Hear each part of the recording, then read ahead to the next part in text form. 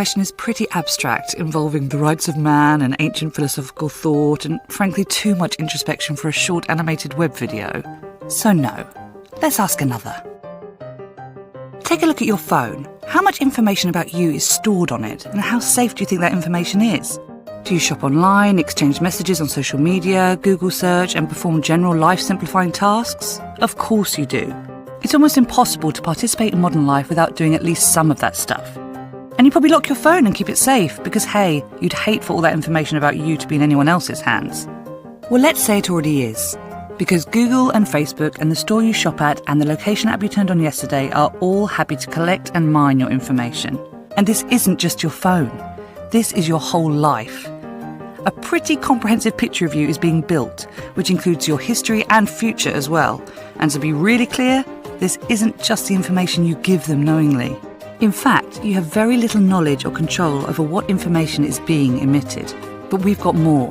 Thanks to new laws, new technologies and certain whistles that have been blown, what we now know is that governments are not just watching terrorists.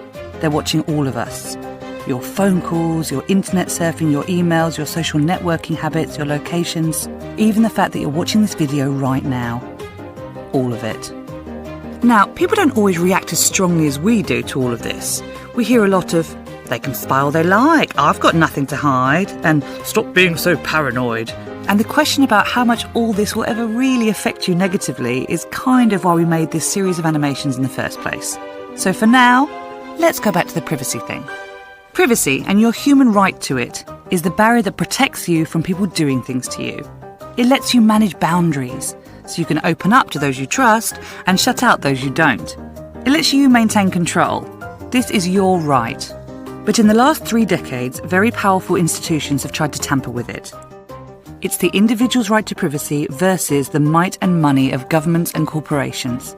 Only the fight is in secret, and you don't even know you're taking part.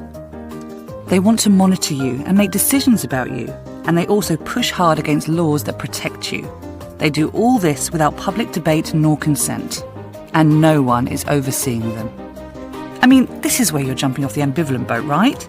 Because privacy is about power. The more we have, the more power we have over our lives.